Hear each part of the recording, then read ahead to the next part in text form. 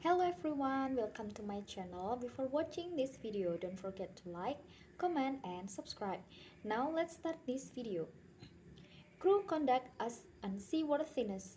Today's are often referred to as the words of or favorites of our admiralty courts. In 1823, Mr. Justice Story depicts the unique character of maritime law and the seaman it seeks to protect by saying, "I'm not bold enough to desert the steady light of maritime jurisprudence for the more thoughtful guide of general reasoning." The United States Supreme Court in McMahon v. U.S. said that legislative regulation should be constructed liberally in favor of seamen in order to accomplish the beneficial purposes such legislation intends. Such thinking may suggest the somewhat biased approach an admiralty court may take when faced with a seaman's claim. The ship owner, on the other hand, is under an absolute duty to seamen to provide them with a seaworthy ship on which to work. Judicially described, a seaworthy ship is one with hull, gear, appliance, waste, appurtenance, and manning reasonably fit for their intended purpose so as to prevent the occurrence of personal injuries. The ship owner's warranty that his vessel is seaworthy has its roots deeply planted in general maritime law. In the Ocean, Mr. Justice Brown, in his famous dictum, established the duty to provide a seaworthy vessel, and that a breach of such duty would render a vessel unseaworthy and give rise to an action for damage. In Mahnik v. Southern SS Co.S., the Supreme Court restated the obligation of a ship owner to furnish a seaworthy vessel. Since the Mahnik case, it has been settled that the duty of a ship owner to furnish a seaworthy ship is not dependent upon negligence, but is imposed by law and is absolute and non-delegible. The warranty of seaworthiness does not run merely to the crew of the vessel itself. In Sea Shipping Co. v. Cherokee, the United States Supreme Court brought longshoremen within the protective arms of the warranty. This extension of the warranty has been the guiding light in the other cases involving shore workers. The seaman's right to recover damage for injuries caused by unseaworthiness was readily used until the mid-1940s. Until this time, the Jones Act and the right of the maintenance and cure were the favored methods of recovery by seamen against ship owner.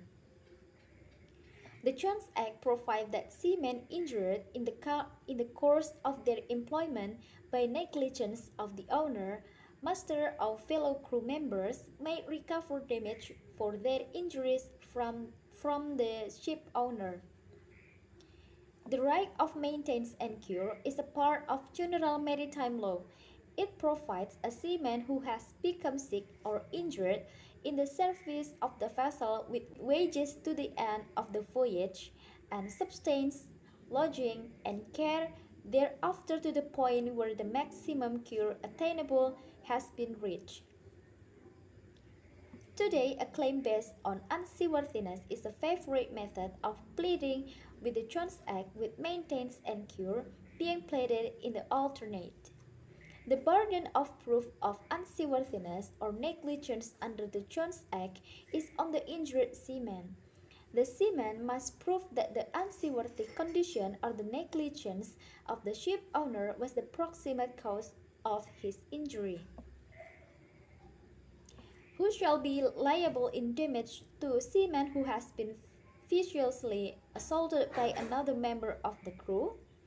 Under the doctrine of seaworthiness, the ship owner is more often than not held liable for unseaworthiness caused by the presence of any vicious and unreasonably belligerent member of the crew.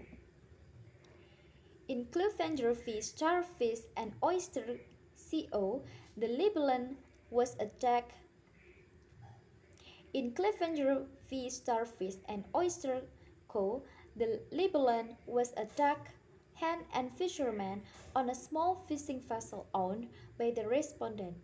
While unloading a catch at the respondent's dock, a delay occurred due to trouble with the lifting machinery. The first mate, who was down in the hold of the vessel, began to exchange seamen's unpleasantries with the libellant who was on deck.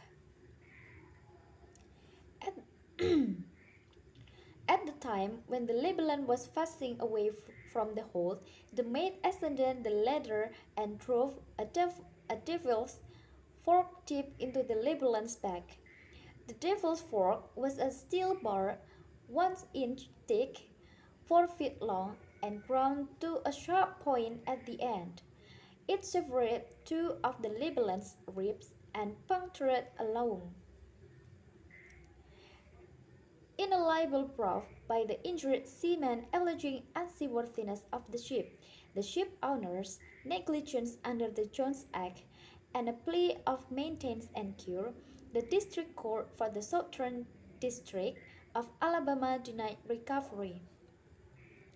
The district judge held that the owner, through its agents, had used due care in the selection of the crew and had not been negligent in the regard, so that the burden of proving unseaworthiness of negligence had not been sustained.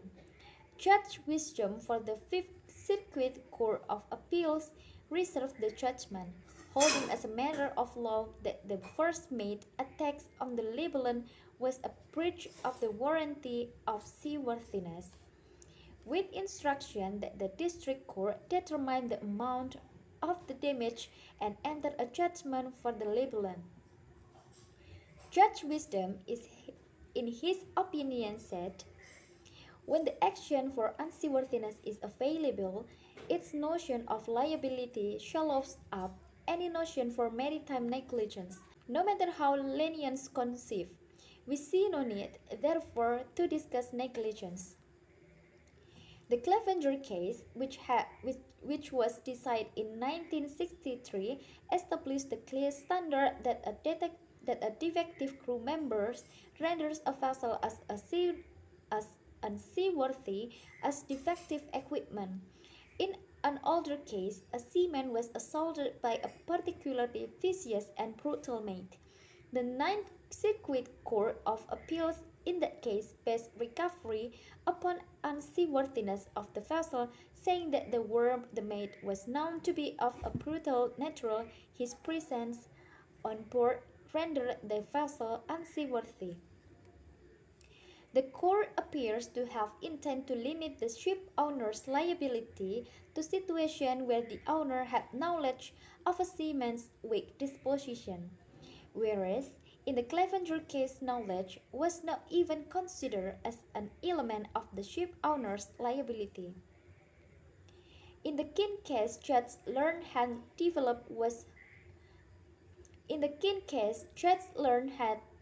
developed what has become known as the King test. This standard requires that in order to be seaworthy, seamen must merely be while in disposition and seamen to the ordinary man in the calling. Judge Han in Jones v. Lycus Bros. SSCO Inch reaffirmed that the King test but reserved a finding of unseaworthiness by the lower court. In the Jones case, a seaman attacked another seaman without a weapon and continued beating his shipmate after he was down. Judge Han, in his opinion, said, sailors lead a rough life and are more apt to use their feet than office employees. What will seem to sedentary and a protected person an insufficient provocation for a personal encounter is not the measure of the disposition of the ordinary man in the calling. Okay everyone, that's all this article today. Thank you so much for watching this video. Until the next one. Bye bye.